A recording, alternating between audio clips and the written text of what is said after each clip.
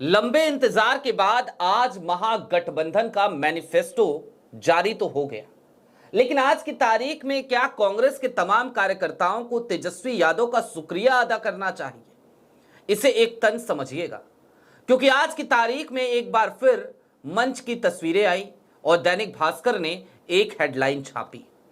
अब उस तरफ चले उससे पहले आपको याद रखना चाहिए कि पिछली बार मंच की कौन सी तस्वीर हमें देखने को मिली थी जब सीट शेयरिंग को लेकर एक प्रेस कॉन्फ्रेंस का आयोजन किया गया था।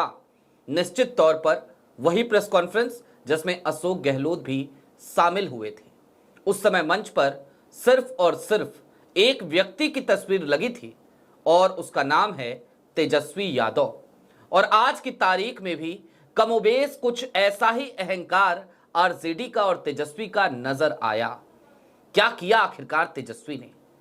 क्या वाकई में आरजेडी आज की तारीख में अपने अहंकार में सब कुछ नेस्तनाबूद करने पर लगी है? सारी बातें जरा विस्तार से। नमस्कार, मैं स्वप्निल और आप मुद्दा देख रहे हैं। दोस्तों, आगे बढ़े उससे पहले एक छोटी सी अपील है। मुद्दा इन दिनों एक गंभीर आर्थिक संकट से जूझ रहा है। इसके पीछे दो कारण हैं। पहला कारण तो ये कि हमारे मेन बैंक अकाउंट बीते कई महीनों से फ्रीज चल रहे हैं, तो दूसरी तरफ हमारे 2.5 साल पुराने चैनल को हमसे छीना जा चुका था। हालांकि एक लंबे इंतजार और संघर्ष के बाद कल देर शाम वो चैनल हमारे पास वापस आया है, लेकिन अभी भी उस पुराने चैनल की रीच काफी कम है। लिहाजा डे टू डे ऑपरेशंस में मुद्दा को काफी मुश्किलों का सामना करना पड़ता है। ऐसे में आपसे अपील है, यदि आप चाहें, यदि आप सक्षम हो, तो स्क्रीन पर दिख रहे क्यूआर कोड या नीचे दिख रहे यूपीआई नंबर के जरिए छोटी छोटी मदद मुद्दा की जरूर कीजिएगा। अब आगे बढ़ते हैं और सबसे पहले आपको एक नायाब नमूना आरजेडी का आज दिखाना चाहते हैं, अहंकार का नायाब नमूना। दैनिक भास्कर की एक हेडलाइन सबसे पहले देख लीजिए। महागठबंधन का घोषणा पत्र जारी, पोस्टर में राहुल से बड़ी तेजस्वी की फोटो।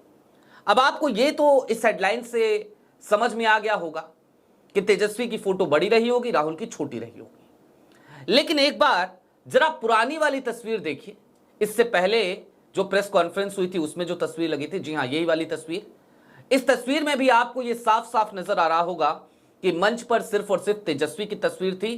तब भी बवाल मचा था, राहुल गांधी की फोटो को ही गायब कर दिया था आरजेडी ने, तेजस्वी यादव ने। और आज की तारीख में जो मंच सजा, अब उसकी तस्वीर आपकी स्क्रीन पर है। जरा गौर से इस तस्वीर को भी देख लीजिए।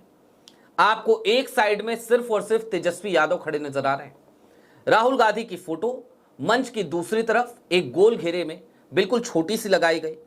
उसके बाद कई और नेताओं की तस्वीर उसमें लगाई गई, जिसमें सोनिया गांधी भी हैं, मल्लिकार्जुन खड़गे भी हैं, राजेश राम भी हैं, लालू यादव भी हैं, तमाम लोग हैं। लेकिन हां, दरअसल हमें याद आता है वोट अधिकार यात्रा।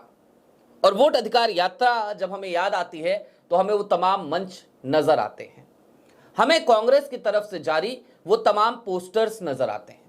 हर पोस्टर में तेजस्वी यादव को और राहुल गांधी को लगभग समान सम्मान दिया गया था। हर पोस्टर में या फिर कि हर कैंपेन में कहीं ना कहीं कांग्रेस तेजस्वी यादव को पूरी तरीके से सम्मानजनक तरीके से पोर्ट्रे कर रही थी। लेकिन आज की तारीख में पहले तो अपनी जिद की वजह से तेजस्वी यादव ने खुद को मुख्यमंत्री का चेहरा घोषित करवाया। इसमें भी कोई आपत्ति किसी को नहीं है। वैसे भी निश्चित तौर पर कांग्रेस ने भले ही अपनी परंपरा तोड़कर आज की तारीख में तेजस्वी यादव को मुख्यमंत्री का चेहरा घोषित कर दिया हो, लेकिन इसकी वजह से एनडीए बैकफुट पर तो गया है। इसे मास्टर स्ट्रोक कहा जा सकता है, ये है भी, क्योंकि नीतीश कुमार को मुख्यमंत्री पद का चेहरा घोषित करने से मोदी जी भी कतरा रहे हैं, शाह साहब भी कतरा रहे हैं, सम्राट चौधरी भी कतरा रहे हैं, पूरी भाजपा कतरा रही है। लेकिन तेजस्वी यादव मुख्यमंत्री चेहरा घोषित किए जा चुके हैं। निश्चित तौर पर उनकी अपनी अहमियत है। निश्चित तौर पर बिहार के नजरिए से अगर देखा जाए तो आज की तारीख में वो महागठबंधन का एक बड़ा चेहरा है। लेकिन महागठबंधन का बड़ा चेहरा क्या सिर्फ तेजस्वी यादव है? क्या राहुल गांधी की कोई अहमियत नहीं? क्या मुकेश सहनी की कोई अहमियत नहीं? क्या आज की तारीख में उन तमाम घटक दलों की कोई अहमियत महागठबंधन में नहीं है? और राहुल गांधी कौन है? क्या सिर्फ और सिर्फ एक सांसद? नहीं, आज की तारीख में राहुल गांधी कांग्रेस के मात्र सांसद नहीं हैं, बल्कि एक संवैधानिक पोजीशन होल्ड करते हैं। वो देश के नेता प्रतिपक्ष हैं। क्या वोट अधिकार यात्रा के दौरान जब कांग्रेस सड़कों पर उतरी तो वहां पर सिर्फ आरजेडी की भीड़ थी? जवाब है नहीं। राहुल गांधी की जो फैन फॉलोइंग है, राहुल गांधी की जो लोकप्रियता है, वो भी काफी तेजी से देश के कोने कोने में बढ़ी है। वोट चोरी का मुद्दा राहुल गांधी ने ही तो इस देश के कोने कोने तक पहुंचाया है। उसके बावजूद राहुल गांधी की तस्वीरों से इस तरीके से परहेज करना, राहुल गांधी को इस तरीके से बार बार उनका अपमान करना, क्या कांग्रेस कार्यकर्ताओं के गले के नीचे ये बातें उतर सकती हैं? और ये सारी चीजें महागठबंधन के अंदर चल रही हैं। लिहाजा इसीलिए मैंने कहा था कि बिहार चुनाव के मद्देनजर तेजस्वी यादव जो एक मोमेंटम बना था, उस पूरे मोमेंटम को आज की तारीख में नेस्तनाबूद करने पर लगे हुए हैं।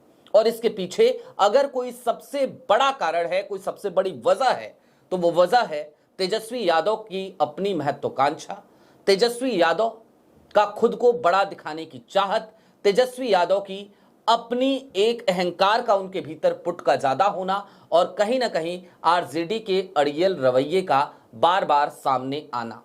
निश्चित तौर पर आज ये सारी बातें नहीं करनी चाहिए, लेकिन हां, एक सच्चाई तो ये भी है ना कि अगर राजनीति में हम इस तरीके की तस्वीरों को देखते हैं तो सत्ता से तो सवाल हर बार पूछा जाता है, लेकिन विपक्ष को लेकर भी आखिरकार हम इसका विश्लेषण क्यों नहीं करें? करना चाहिए, कर रहे हैं। अब आज की तारीख में अगर दैनिक भास्कर ने यह हेडलाइन छापी तो इसके पीछे की वजह क्या हो सकती है? जाहिर सी बात है, दैनिक भास्कर भी एक ऐसा अखबार है जो खुलकर पत्रकारिता करने के लिए जाना जाता है। वो किसी एजेंडे के तहत ऑपरेट होने वाला संस्थान नहीं है। दैनिक भास्कर पर आज भी लोग भरोसा करते हैं, लेकिन उसी दैनिक भास्कर को आज की तारीख में जब यह हेडलाइन छापनी पड़ती है और इसके पीछे बड़ी वजह आरजेडी होती है, तो निश्चित तौर पर ये तमाम मुद्दे उठते हैं और इन मुद्दों का असर चुनाव के दरमियान भी देखने को मिल सकता है।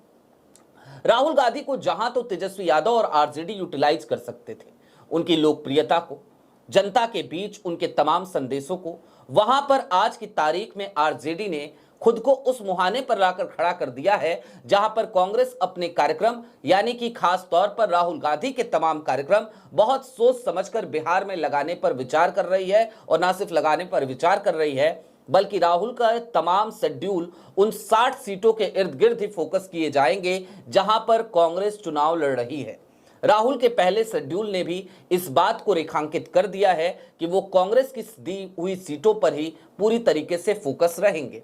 शुरुआत भी वो उमेश राम की उस सकरा सीट से कर रहे हैं जो उमेश राम महज 1537 वोटों से 2020 में चुनाव हार गए थे।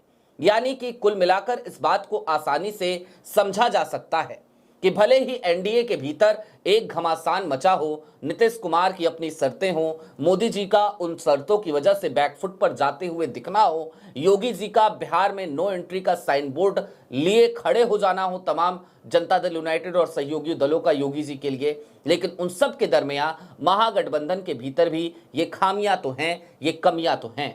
हालांकि आज मैनिफेस्टो जारी हुआ, एक ऐसा घोषणा पत्र जारी हुआ जिसको देखकर बिहार के तमाम लोगों के भीतर एक उम्मीद तो जगती है। लोगों को लगता तो है कि चलिए अगर एक ऐसी सरकार बनती है जो बेरोजगारी के मुद्दे पर काम करेगी, जो शिक्षा और स्वास्थ्य के मुद्दे पर काम करेगी, जो हर घर में एक नौकरी मुहैया कराने का वायदा कर रही है, तो निश्चित तौर पर बिहार वासियों की आकांक्षाओं को एक बल मिलेगा, उनके आंखों को कुछ नए सपने मिलेंगे। लेकिन वो तमाम सपने पूरे तो तभी हो सकेंगे ना जब महागठबंधन के भीतर ये तमाम दल एक दूसरे के साथ परस्पर अच्छे रिश्ते बनाकर रखें, एक दूसरे का परस्पर सम्मान करें। और ये सम्मान आज की तारीख में आरजेडी की तरफ से राहुल गांधी के लिए या कांग्रेस के अन्य नेताओं के लिए या फिर कि गठबंधन के अन्य सहयोगी दलों के लिए हमें तो देखने को नहीं मिलता।